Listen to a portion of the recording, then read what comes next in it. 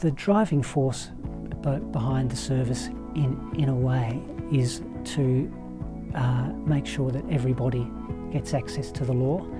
If only people with money can access the law isn't really working, and that has an impact on society. It's very important that there is some provision of people that can't afford to go to a lawyer or aren't able to legal aid, somewhere for them to go, because otherwise it's a total failure of the system. If people can't enforce their rights, what is the rule of law to them? It doesn't exist.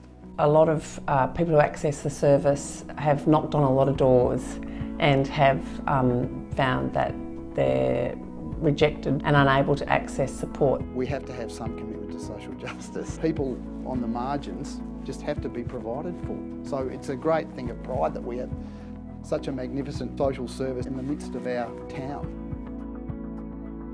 We're serving the community, we're looking at unmet legal need and how we can best help clients who are in our community. We're grappling with real issues of legal need and a huge and increasing unmet legal need, finite resources, changing funding patterns. Inner Melbourne Community Legal has a very proud tradition of evolving and changing over the times to reflect different circumstances, to reflect the community and the way in which the community has changed around it. I think the standout memories for me were really the transition from North Melbourne Legal Service in name to Inner Melbourne Community Legal, and it was more than just a name. It was very much about us wanting to be able to take the Community Legal Centre into the next phase of its life and to be able to properly reflect the area in which it provides a really critical service to the community. The organisation has done that really well because they've really thought hard about how best to serve the community and work in the community. So it's always,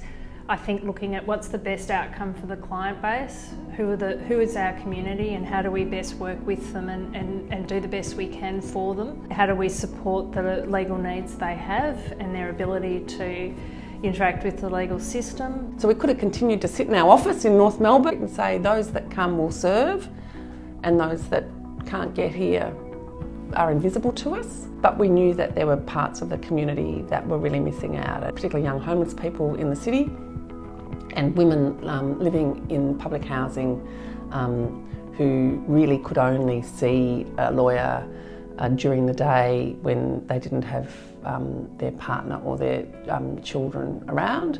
And of course I think that was probably a precursor to the service that now runs out of the Royal Women's. I think one of the greatest assets of Inner Melbourne Community Legal is clearly its health justice partnerships. They were amongst the first partnerships that were established in Victoria through the Women's Hospital and then later through other hospitals, and I think that they are a leading example of addressing unmet legal need in our community in a really innovative way, and they are a standout service. I'm energised by the fantastic work they do in the community. When you hear the client stories, that's really the way you see the impact.